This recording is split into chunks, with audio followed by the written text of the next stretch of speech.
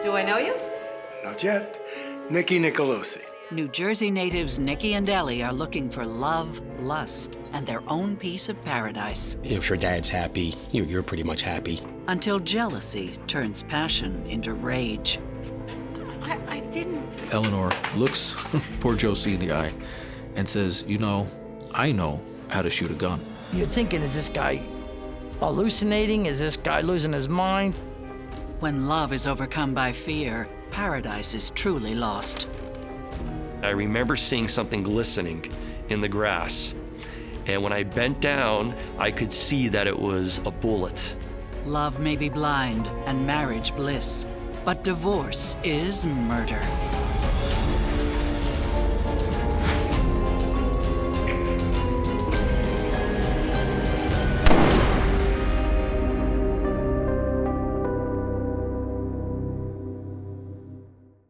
For an outdoorsman, New Jersey has it all. Hunting in the Pine Barrens, crabbing at the Jersey Shore, a great place for recently divorced Frank Nikki Nicolosi to live and to play. He loved to hunt, he loved to fish, he loved to farm. And he's done that for his whole life. He was retired and just living life and spending time with his family. He was a fun guy to be with. He could talk about anything to anybody, and he just brings out the best in people. He was always going somewhere. He never really sat still.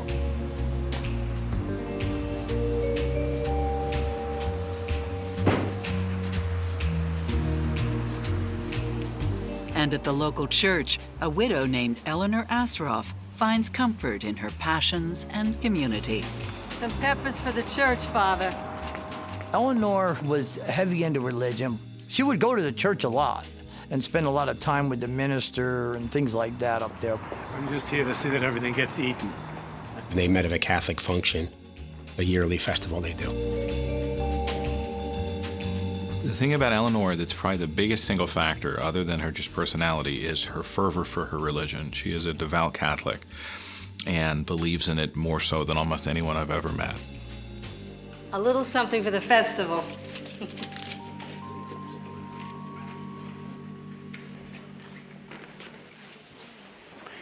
Ladies, something smells good. Do I know you? Not yet. Nikki Nicolosi. I'm here for the food. Well, it's all for a good cause. Yeah, my stomach. Ellie Asroff, it's a pleasure to meet you. Nicky was a joker. All the girls liked him. They liked Nicky. Everybody liked Nicky.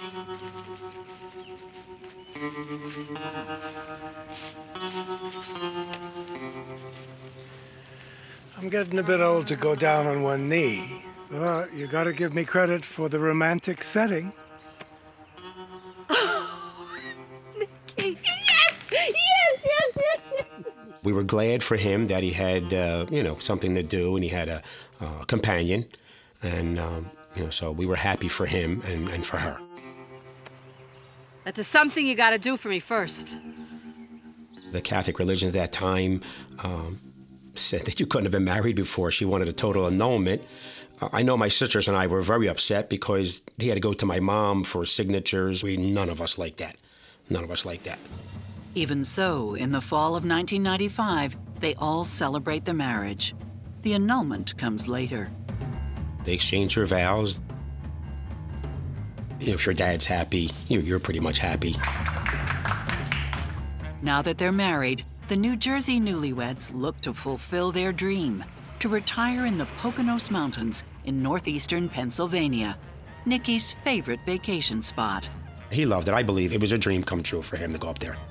And 2 years later, their dream becomes reality. So you got all dressed up just for me? Can't be my Sunday best every day of the week. But you're still the altar that I like to pray at. Keep your hands to yourself, you dirty old man. They buy an old rambling house in Paradise Township, a home they nicknamed Paradiso. There was 50 acres. It was a nice home. It was a very nice home. It is great. It's great. It's better than great. It's perfect. I think they really enjoyed their property, enjoying its quiet, its solitude, sitting on their back deck overlooking the pond, the mountains. She loved it over there.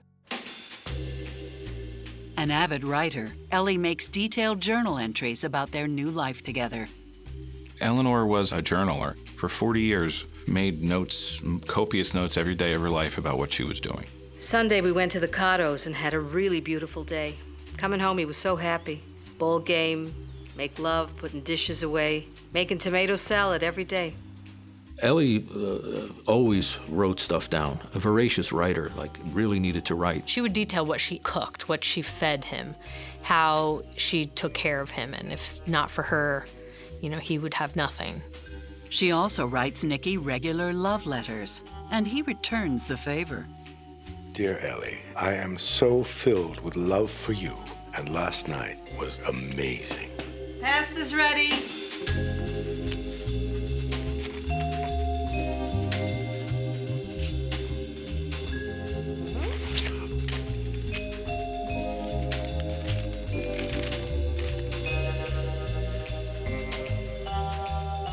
Keep going. I can't wait to read the rest.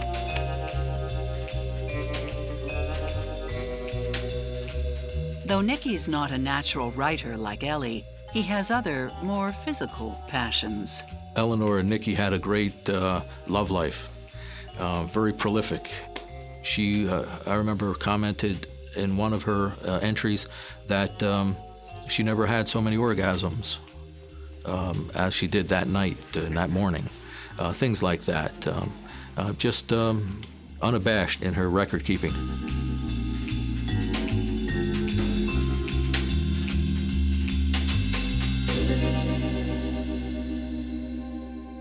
The move to the Poconos is the ideal setting for retirement. Nicky, a natural extrovert, makes fast friends with their new neighbors. Nicky was a good old boy. I liked him. He was a real down-to-earth kind of guy, liked to hunt. And I'm a hunter and a fisherman, outdoorsman, and he was, and we hit it off. We really got along good. While Nicky's got a full social calendar, Ellie prefers to enjoy the peace and quiet of their mountain home, a cozy place where she can take care of herself. Eleanor had various health problems that made it hard for her to do a lot of physical things. Oh. Nicky!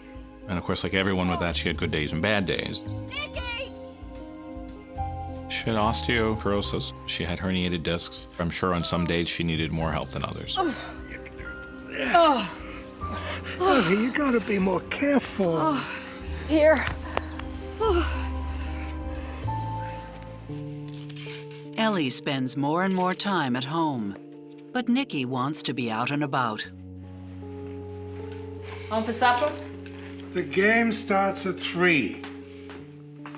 Bob's gonna be waiting. Please get that box of pots down from the high shelf. Come on, don't be like that. Ellie, I really gotta get going. You know it makes me crazy being cooped up here like this. Just asking for a little help, that's all. There's always a little this, a little that. Okay, well, go. Home for supper? Yeah, maybe. Maybe. Psychotherapist Stacy Kaiser and forensic psychologist Brian Russell wonder if their contrasting personalities might lead to problems ahead. Nicky and Ellie have a lot of independent differences in their personalities. She's more religious, he's less religious, and this can impact the relationship in terms of the power dynamic. But here's what I think bodes well for them. I see them compromising. I see them trying to accommodate each other. Sometimes the extrovert sort of brings out the introvert, and the introvert sort of tames the extrovert a little bit, and it can work out okay. So we'll have to see how extreme is this personality difference in terms of introversion, extroversion. It's gonna have an impact. Ellie's a great example of don't judge a book by its cover, because stereotypically people would think that a very religious, Catholic, introverted person would be quiet in the bedroom, not writing graphic details into a journal. And so it makes me think that she's a lot deeper on the inside than people really realize. The fact that Ellie and Nikki seem to enjoy sex so much tells me that there is a strong amount of chemistry between them. And oftentimes that level of chemistry can actually help overcome other issues that you will encounter along the way. But it also can cause people to overlook things. It may cause you to maybe look the other way a little bit if you see an indication that maybe in some other aspect of life, you two are not so good a fit. Hi, ladies. Can I give you a ride? Around town, Nikki's got an itch that needs to be scratched. Nikki was a fun-loving, kind of a ladies' man, very flirtatious with women, in a old man kind of way. Oh, thank you, Nikki. You're really too kind. All the girls liked him. They liked Nikki. Everybody liked Nikki. But Ellie likes him best and doesn't want to share. Pretty good with a rifle. Ellie didn't like Josie Fish. She thought there was something going on there. While Nicky Nicolosi's charming his new neighbors in Paradise Township, he and his wife Ellie are trying to embrace retirement. I think at their age, they were in that age bracket where they wanted that more secluded quietness, get out of the hustle bustle, you know. But the routine is derailed by the sudden onset of health problems. Now 74, Nicky needs a quadruple bypass. And before he goes into surgery, he has something to tell his kids. I signed everything to Ellie. The truck and all that. It's all for tax reasons. You sure that's a good idea, Dad? She has to have control of the assets in case something bad should happen. My dad had a truck and some other things. And Ellie had said to him that put everything under my name. God forbid if something happens to you, it's all mine anyway, or we don't pay taxes, and something to that effect. Nicky's kids suspect that Ellie is taking advantage. He was a friendly, generous man. He was not a wise man, I would say, for money. We just think you should take some advice on this. It's a done deal, okay, Junior? She sort of showed that she didn't appreciate us being there. Time for Nikki to get some rest. So, come back and visit soon.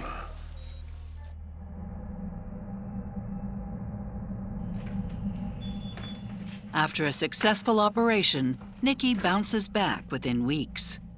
And pretty soon, he returns to his old self. Nicky came back from Jersey. I asked why he didn't call. And he left me home knowing I could hardly walk and I was in pain. But Nicky's old self only annoys Ellie. Now he's reading his paper. After he had a nice breakfast, he had a shower and then a nap, gets up, eats dinner, and off to the ball game.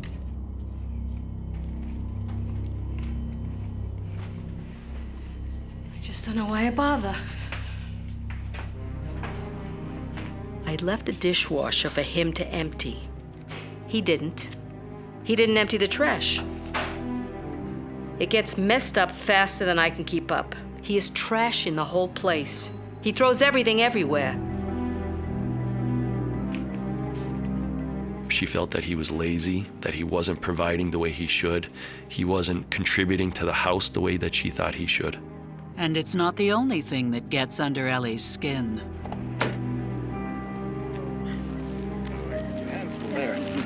Can I give you a ride home? Oh, thank you, Nikki. He always flirted with the girls. I thought it was innocent. Hey. In the last 2 years, it has not been innocent.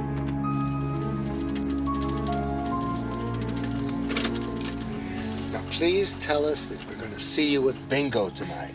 Sure, I'll be there. Eleanor did not like if he flirted with women or joked around with women and stuff. She didn't care for that type of action, you know? Don't say it, Ellie. You just don't get it. It's just for fun. You know, you're the only woman that can get me hot and bothered. Come on. He was being flirtatious, and it certainly bothered her, as it would any wife. Nikki has a flirtatious, gregarious nature, and he's always been like that. And so that is who Ellie met and married. That said, if she is feeling threatened in any way, if she's feeling insecure, and now he's beginning to flirt with other people, it could create conflict between them. Ellie seems to be somebody who is pretty quick to perceive threats to herself. We just don't really know yet how far Nicky is willing to push this flirtation. If he's willing to push it to a level that really is a threat to Ellie, to the marriage, then maybe she's behaving reasonably. One of the reasons that Ellie might be jealous with all of Nicky's flirtations is that she feels like he is hers. They have a great sex life, they are married, everything's been going well, and so she may be feeling threatened that some other woman is going to take him away and she's going to lose all of that. There's one particular woman Ellie does perceive as a real threat. Josephine Fish was a mail lady for 40 years in that area. Mind if I tag along? Yeah, sure, the Postal Service is looking for new hires. Oh, I'm not interested in the mail. I'm interested in talking to the mail lady. They talked, and Nicky ride around with her a little bit, delivering mail, you know, here and there, and he was flirtatious with Josie. Tag along, then. Okay. You know, that was his way. But Ellie wants him to change his way. Ellie didn't like Josie Fish. She thought there was something going on there. Hi, Josie. Oh, hi. You're Nicky's wife, right? Eleanor was following Nicky around. He's a funny guy. Uh-huh. Says he wants to take me out for breakfast. Oh, yeah? Well, Nicky likes to take me out hunting. Pretty good with a rifle. Eleanor looks poor Josie in the eye and says, "You know, I know how to shoot a gun." At home, the fights get worse. He is in and out of rage. He changes the story all the time. But after every marital spat, Ellie and Nicky are both still comforted by a warm bed. We had sex 6 times in 9 days. But his mood changes just as frequently. I'm all stressed out, and not knowing how he is going to behave knocks me out. As jealousy threatens to tear Ellie's third marriage apart, paranoia takes hold. You are a f***ing liar. He had no idea he was being recorded, and Eleanor would start engaging in conversation with him. Nicky and Ellie Nicolosi once enjoyed a fiery sex life. But lately, their marriage is a hot mess. I think initially when they first met, I think she probably made him feel alive and energetic. But later through the relationship, those feelings took a strong nosedive south. Eleanor wrote that he was becoming angry, he was becoming forgetful. He was the reason why they were not getting along. And that it's your fault that the marriage is going in the direction it is because it's your moodiness, your changes, your behavior, not mine. He has so much rage that I am in fear that he will turn physically violent. Eleanor expressed that she felt that the marriage was starting to fail.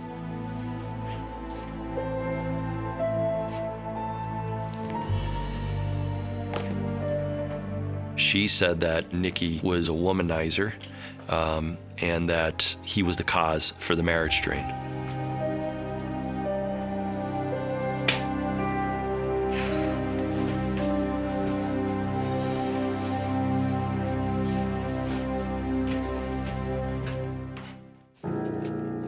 Nicky seems oblivious to Ellie's anger.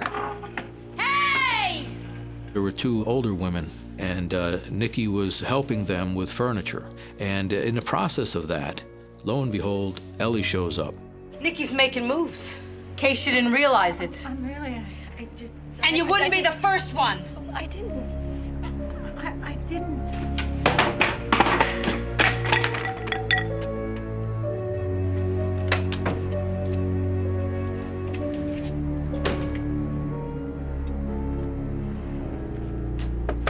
Open the window. Open the damn window! You son of a bitch. You and your floozies can all go to hell. I will kick their asses if they try anything. She's 83 years old. And I will kick yours too if you carry on like this. It's not the first time Ellie has cornered a friend of her husband's. Years before she'd met Nicky, Ellie was married to Stanley Asroff. But when he dies, Ellie receives some disturbing news and decides to take matters into her own hands. When Stanley Asroff suffered what would be a fatal heart attack, he was with a lady friend of his named Joan Kelly. A week or so later, Eleanor confronts Miss Kelly, sticks a gun in her ribs. Just drive. I got something I want to say to you. And Joan Kelly was totally terrified. Eventually, Eleanor's son sees his mom and goes up to the car, sees what's going on, and is able to get the gun from his mother. My anger gets the better of me, Father. I should try harder to be a better person. 6 years into their marriage, Ellie and Nicky agree on one thing. They need help. The marriage was deteriorating rapidly. Eleanor had pursued psychological services or marriage counseling with a local group. But the counseling doesn't help their fighting. And Ellie decides to make a permanent record of their arguments. Nicky would enter the house. He had no idea he was being recorded, and Eleanor would start engaging in conversation with him. You're being unreasonable. Eating whenever you want. I cook for you. You don't eat it. You get up at 12. Nobody tells me when to get up. No, but you want me to cook for you whenever you want. Whatever hour of the day you want. Did I make you pancakes this morning? You're supposed to do that. I'm supposed to do that. Yeah. Anyway, there's pasta in the fridge. I have to eat pasta every meal? You said you could eat pasta every day. The conversation turns to their counseling session. I don't think you're listening to me. I do. What about all the talking you did about your family and your childhood? That's all. You're a liar. That's what you are. You're the one who did all the talking. Now you're taking it out on me. Well, I don't know what I'm supposed to have lied about. You scream and yell and curse and carry on after we just had a successful session at the counselor. I can't put up with this no more. I don't know what door I'm going out and what door I'm coming in. The argument also turns to the couple's finances. She kept the reins on that money. She had full control over that money at all times. Yeah, but the money situation doesn't change. $2,400 in bills? 2 credit cards. All the gas, the groceries. The receipts are all there. Something ain't right. You can't live on $2,400. You go hunting anytime you want. I give you anything you want. I go hunting once a year.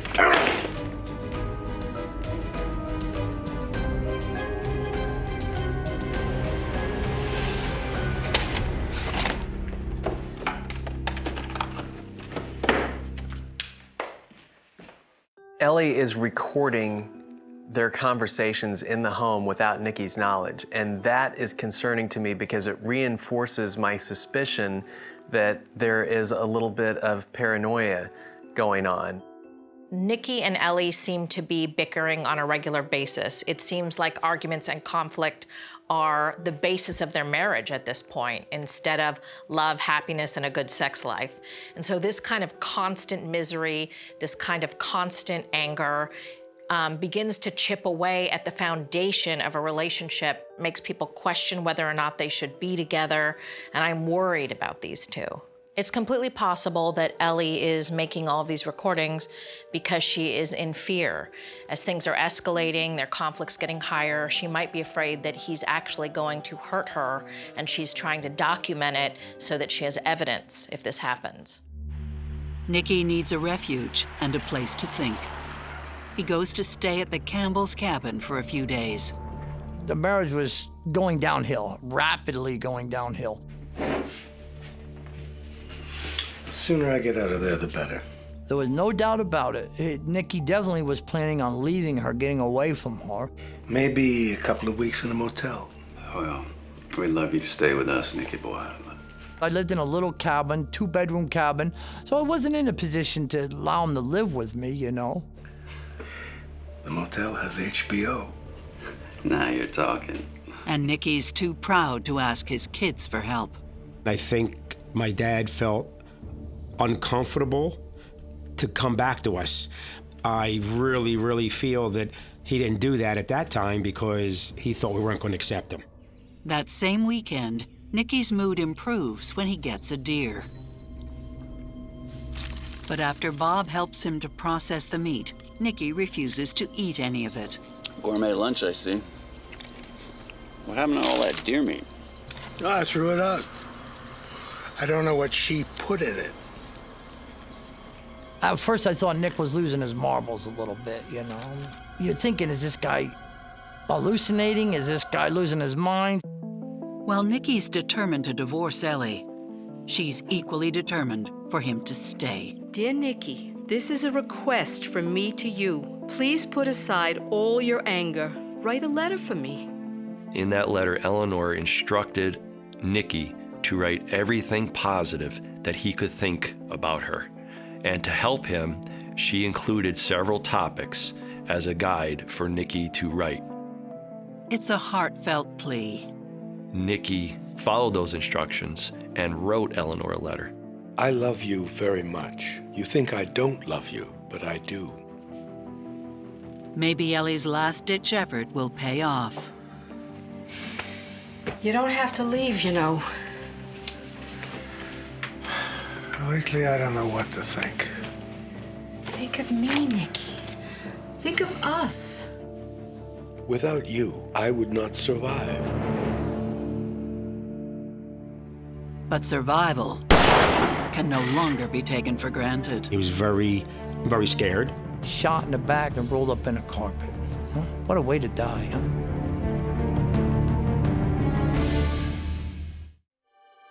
After their tempestuous marriage survives yet another storm, the Nicolosis seem to have called a truce. On September 4th, she and Nicky were together on the property, and they decided to pick apples. And he had a meeting that night with the Knights of Columbus. A meeting he never comes home from. Yeah, that's right. I'm checking to see if my husband has been admitted. Early in the morning, she started calling local hospitals. Okay. Thanks. Eleanor then started contacting several members of the Knights of Columbus and asking them if they had seen Nicky at the meeting that he was supposed to go to the previous night. Yeah. Have you seen Nicky? I'm getting worried. He has never stayed out all night. I can't believe he would stay out without his meds. Finally, Ellie calls the police.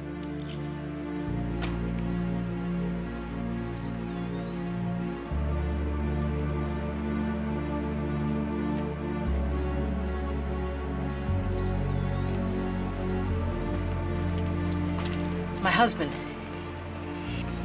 He didn't come home. We were, picking apples by the orchard. They're sour, but the deer like them.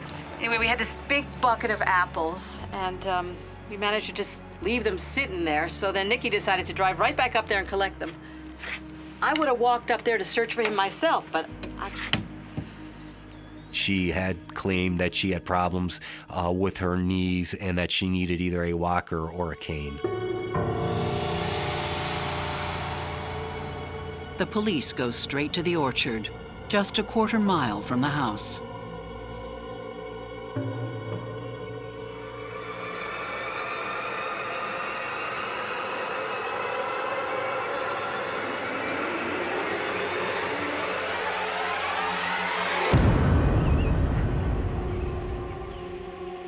Once they removed the carpets from him and there were 5, what we believe, bullet holes in his torso, we believed it was a homicide investigation from there. What a hell of a way to die. Shot in the back and rolled up in a carpet. Huh? What a way to die, huh? There's no sign of a murder weapon, and little else to go on. There was a downpour after the murder and before the discovery of the body. thunderstorms. A lot of times you try to look for a bloody trail, but the rain would have washed away the blood. We suspected that he had been shot with some kind of revolver only because we didn't find any expended shell casings at the scene. Was there someone else in the orchard that day? Someone who had reason to cause trouble? We did talk to a neighbor who had heard gunshots the day before and seen a vehicle, an unknown vehicle, racing up and down the driveway, which was right around the time of Nikki's death and totally out of character for the neighborhood.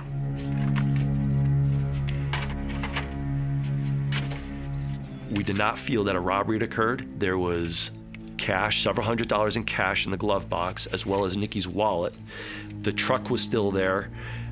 His pockets weren't gone through, but the only thing missing were the keys. Why would somebody take the keys and not take the truck? It made no sense to us. While police try and track down the mysterious vehicle, they turn their attention to the Nicolosi residence. There were boxes and containers of everything everywhere, all kind of paperwork.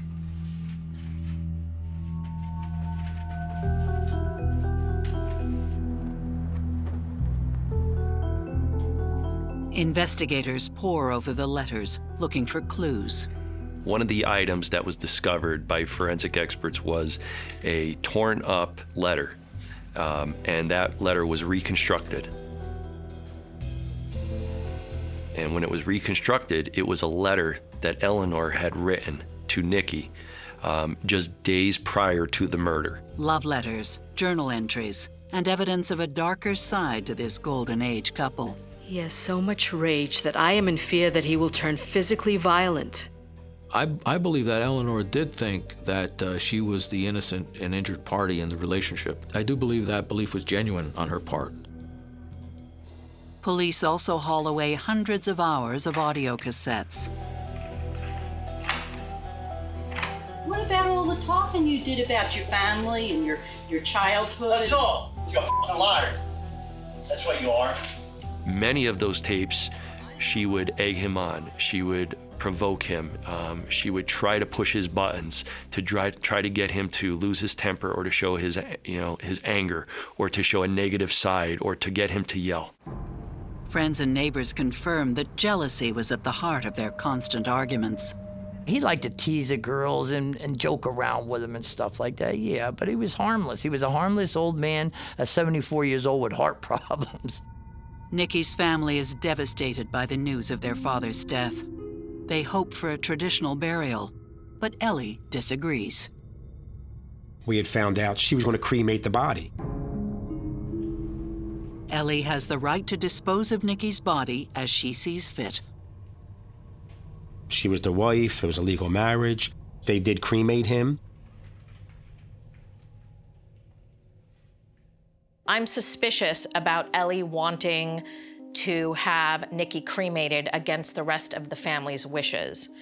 Partly because it makes me wonder if she's trying to dispose of any evidence so there can't be any kind of an autopsy or anything. If it isn't that, at a bare minimum, it very much shows me that she has absolutely no emotional regard for any of their feelings whatsoever. It's interesting to me that a guy lets his wife have that kind of control back when he was alive over how his body is going to be handled after his death. The fact that Nikki just apparently sort of left all of that up to Ellie is, I think, sort of in line with what we saw about the way that he approached their finances and the way that he sort of approached kind of acquiescing to her as a means of sort of conflict avoidance throughout the marriage. As the investigation continues, police find no trace of the mysterious car. We were unable to make any connection between that incident and any connection to Nikki and or Ellie. Meanwhile, news of Nikki's murder spreads. I read it in the newspaper. I read in the front page, a man found rolled up in carpet shot in Paradise. It's then that Bob Campbell realizes he's in possession of a potentially vital piece of evidence. I'm serious. I'm afraid she's going to do something bad.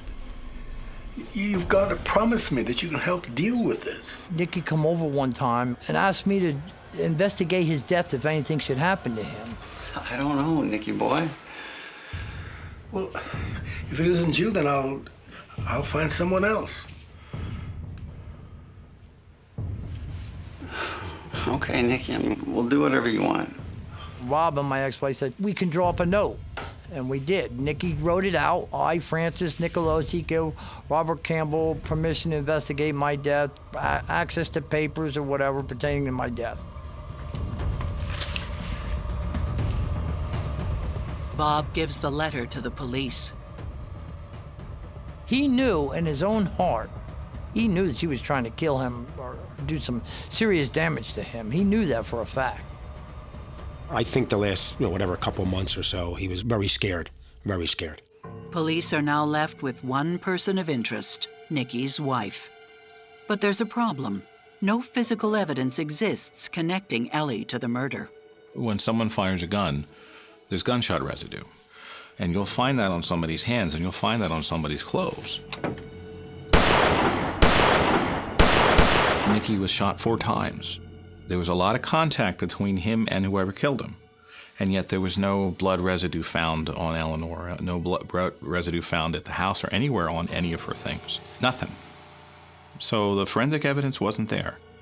And neither, it seems, is a motive. Eleanor had nothing to gain from Nicky's death. I don't believe she would have gained financially. There wasn't a big life insurance policy which she could cash in and say, here, I get this. Nothing like that. So no, financially, it wouldn't have made sense either. How far will investigators go to solve Nicky's murder? We had dive teams, we had search teams, but you're looking for a needle in a haystack. On her left hand, she had 2 wedding bands on.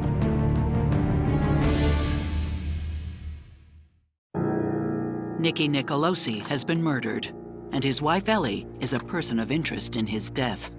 Except there's no physical evidence, no motive, and no murder weapon connecting her to the crime. Police bring Ellie in.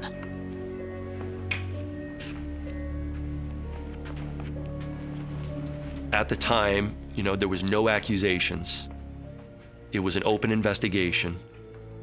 Her arrival at the station raises suspicion from the start. She was able to park her van at a parking lot considerably downhill, steeply downhill from the state police barracks, walk through the woods.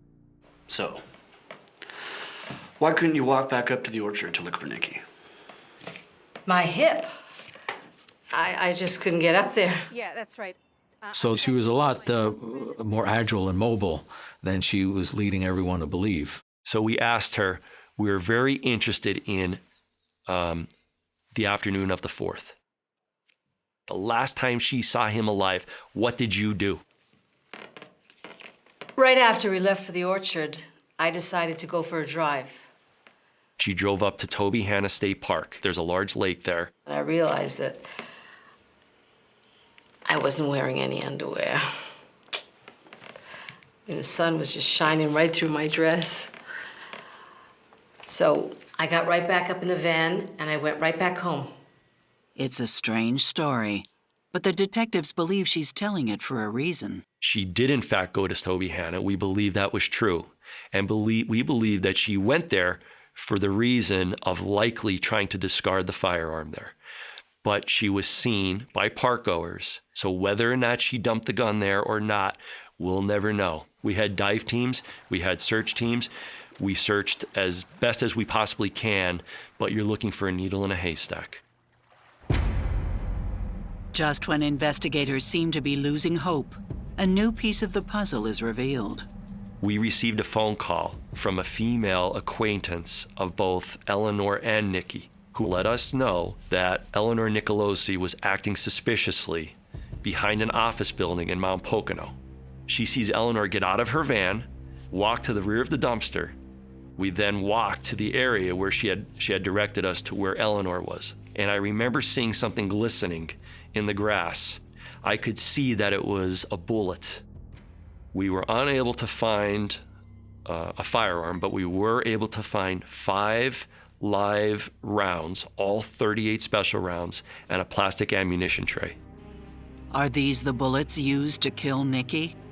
It matches their theory that he was shot with a revolver. Police decide to look deeper into Ellie's past. As we started to turn over more rocks, we began to understand how she thought. They learn about the kidnap attempt on her ex-husband's lover. Just drive.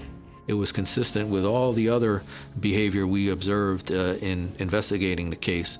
The intense jealousy, the resorting to violence, and of course, to show opportunity in possessing the firearm.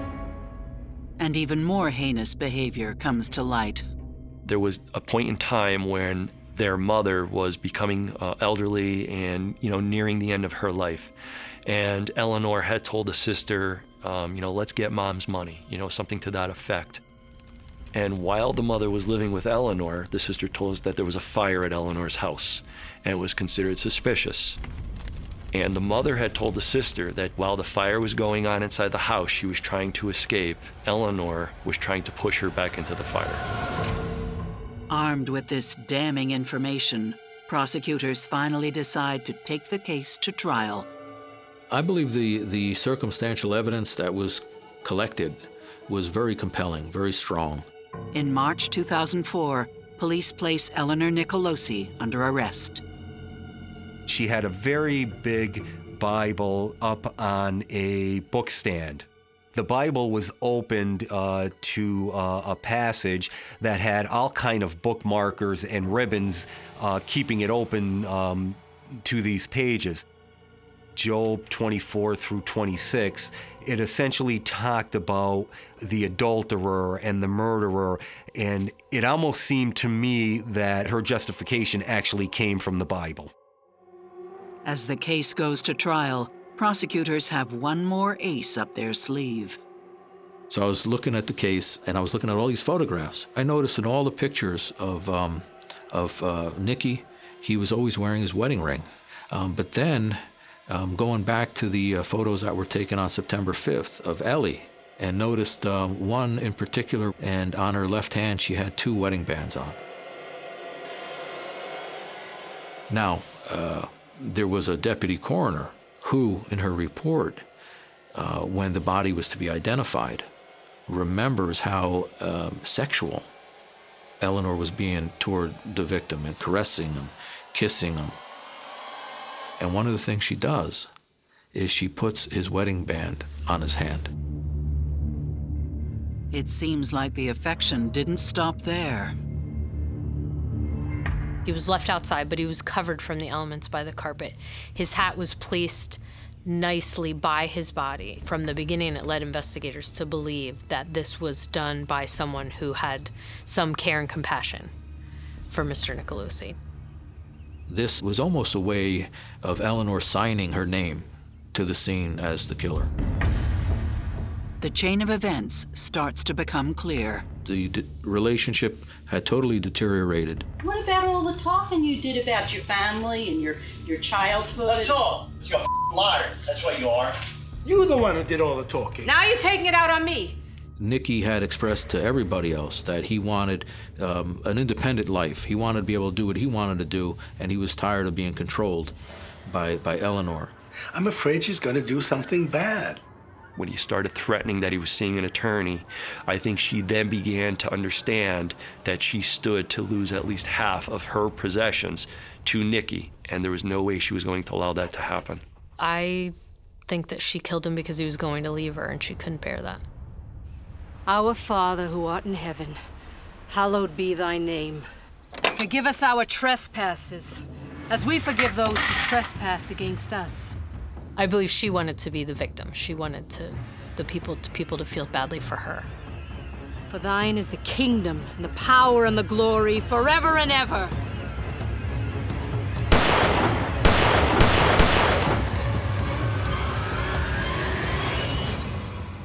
Amen.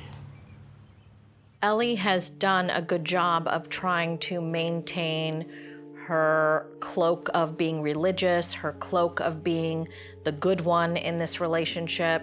And I think that she worried that if their relationship fell apart, and Nikki left, that there was something wrong with her. And so it was easier for her in her mind to kill him. And she thought she would get away with it. She thought that she had done a good enough job that no one would ever think it was her. As is so often the case, Ellie seems to be somebody who greatly overestimated her own intelligence and her own ability to fool everybody. And that is one of these hallmark traits of people who are narcissistic and sociopathic. They view other human beings the way that most of us view inanimate things. They see them as possessions.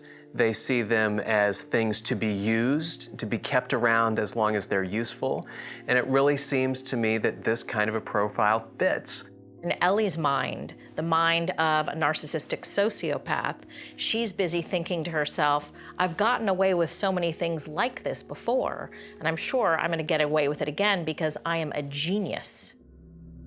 The day of her deliberation, I remember her sitting on the concrete floor with her rosary praying for hours while we waited for the jury deliberation. On February 10, 2005, Eleanor Nicolosi is found guilty and sentenced to life in prison. People say she's going to suffer, she's in jail the rest of her life, and she'll probably die there. But again, that isn't closure. Somebody's taken somebody away from you for lots and lots of years, you know.